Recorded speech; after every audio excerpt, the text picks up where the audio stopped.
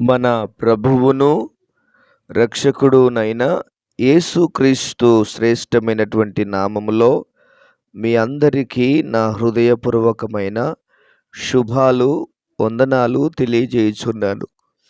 ఈరోజు దేవుని యొక్క వాక్యము ధ్యానం చేసుకుందాం. ఇర్మియా గ్రంథం 30వ అధ్యాయం 17వ వచనాన్ని చదువుకుందాం.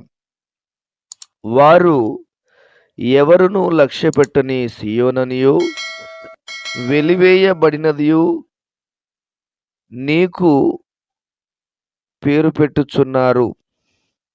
అయితే నేను నీకు ఆరోగ్యము కలుగచేసేదను, నీ గాయములను మాన్పెదను. ఇదే యెహోవా వాక్కు. మరొకసారి చదువుకుందాం. ఇర్మియా గ్రంథం 30వ అధ్యాయం 17వ వచనం. వారు ఎవరునూ లక్ష్యపెట్టని సియోననియు వెలివేయబడినదనియు నీకు పేరు పెట్టుచున్నారు. అయితే నేను నీకు ఆరోగ్యమును కలుగచేసేదను, నీ గాయములను మాన్పెదను. ఇదే యెహోవా వాక్కు. దేవుని పరిశుద్ధ నామమునకు మహిమ కలుగునుగాక.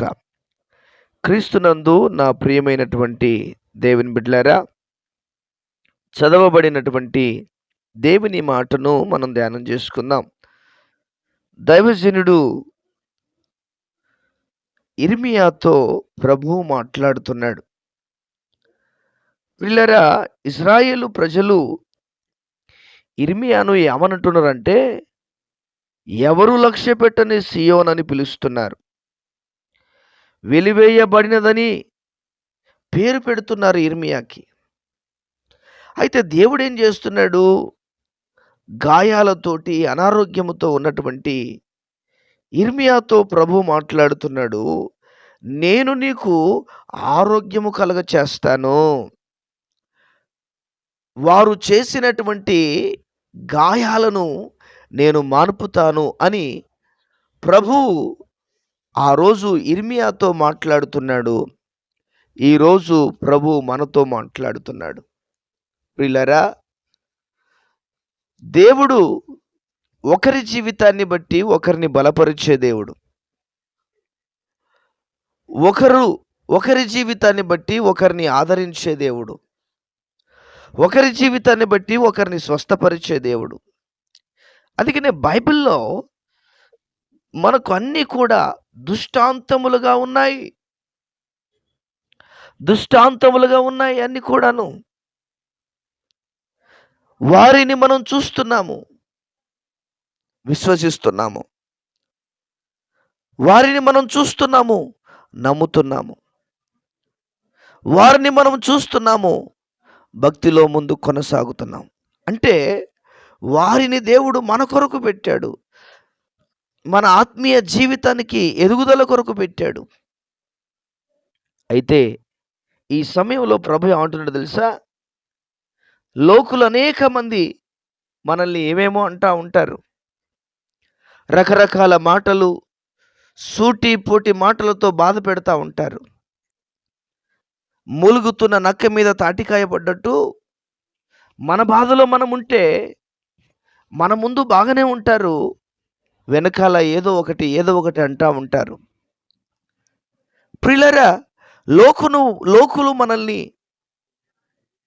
ఏదో పేరు పెట్టి పిలుస్తూ ఉంటారు, ఏదో విధంగా మనల్ని బాధ పెట్టాలని చూస్తూ ఉంటారు. కానీ ప్రభువు అంటున్నాడు, ఈ సమయంలో అంటే నేను స్వస్థపరుస్తాను, నీ గాయములను నేను మాన్పేదను అంటున్నాడు. ఏ గాయాలు ఏవైనప్పటికీ ఆ గాయాలను మాన్పుతాను అని ప్రభు చెబుతున్నాడు. ప్రియమైన దేవుని బిడ్డలారా, కనపడే గాయాలు కొన్ని ఉంటాయి, కానీ కనపడేటువంటి గాయాలు ఉంటాయి, అవి మానిపోతాయి. కానీ కనపడని గాయాలు ఉంటాయి కొన్ని. ఏ గాయాలు తెలుసా? అది మనసుకు తగిలినటువంటి గాయాలు, అవి హృదయానికి తగిలినటువంటి గాయాలు, శరీరానికి తగిలిన గాయాలు కాదు, మనస్సుకు తగిలిన గాయాలవి, హృదయానికి తాకినటువంటి గాయాలవి. ప్రభు అంటున్నాడు, వాటిని నేను మానుపుతాను. ఎంతోమంది బిడ్డలు మనల్ని మోసం చేస్తూ ఉంటారు. నమ్మిన వారే మోసం చేస్తున్నప్పుడు మనకు గాయమవుతా ఉంది. లోకులు మనల్ని ఏదేదో అన్నప్పుడు మనకు గాయమవుతుంది మన మనస్సుకు. నా ప్రియమైన వారలారా, కొన్ని సందర్భాలను బట్టి, కొన్ని పరిస్థితులను బట్టి మనం గాయపరచబడతా ఉంటాము. నా ప్రియమైన దేవుని బిడ్డలారా, ప్రభు అంటున్నాడు, నీ గాయాలను నేను మానుపుతాను. ఎవరెవరు నిన్ను వెలివేశారో, ఎవరెవరు నిన్ను ఏదేదో పేర్లు పెట్టి పిలిచారో, ఎలాగా ఆరిపోసుకున్నారో, ఎలాగా నిన్ను బాధ పెట్టారో, నీ గుండెకు గాయాలు చేశారో, నీ మనస్సుకు గాయాలు చేశారో, ఇదిగో ఆ గాయాలను నేను మానుపుతాను అని ప్రభు మాట్లాడుతూ ఉన్నాడు. కలవరాల మధ్యలో నలిగిపోతున్నటువంటి ప్రియ దేవుని బిడ్డలారా, అనేక సమస్యల చేత సతమతమవుతున్నటువంటి ప్రియ దేవుని బిడ్డలారా, దేవుడు సత్యవంతుడైన దేవుడు. మన దేవుడు గాయాలను మానిపే దేవుడు, మనకు స్వస్థత కలుగచేసే దేవుడు. మనం దేవుని సన్నిధిలో నమ్మకంగా జీవించాలి, యథార్థంగా జీవించాలి, స్థిరమైన మనస్సుతో జీవించాలి, స్థిరమైన మనస్సు కలిగి నడుచుకోవాలి. స్థిరమైన జీవితం కలిగి నడుచుకున్నట్లయితే దేవుడు మన గాయాలను మనుపుతాడు. వారి ఎదుట మన జీవితాలను గురుపోతు కొమ్ము వలె పైకి లేవనెత్తుతాడు. అటువంటి కృప, భాగ్యమును, ధన్యతను ప్రభు మనందరికీ దయచేయునుగాక. ప్రార్థన చేసుకుందాం. ప్రియుడవైనటువంటి పరలోకపు తండ్రి, వందనాలు. విత్తబడిన మాటలను దీవించి ఆశీర్వదించు. వినేటువంటి వారిని దీవించి ఆశీర్వదించు. వారి అవసరాలు తీర్చు, వారి అక్కర్లు తీర్చు. వారికున్న బలహీనతలు, వారికున్న బంధకాలు, వారికున్న గాయాలను మాన్పండి. వారి మనస్సుకు, వారి హృదయానికి తాకినటువంటి గాయాలను మీరు మాన్పండి.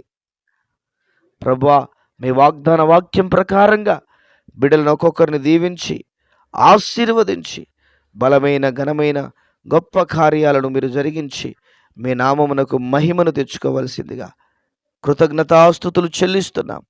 ఈ ప్రార్థన ప్రభువా, ఈ వాక్యం వింటున్న వారిలో ఒక నూతనత్వాన్ని కలుగచేసి మీ నామానికి మహిమను తెచ్చుకోమని కృతజ్ఞతాస్తుతులు చెల్లిస్తూ యేసు ఉన్నతమైన నామములో ప్రార్థన చేసి వేడుచున్నాము, ప్రియమైన పరలోకపు తండ్రి.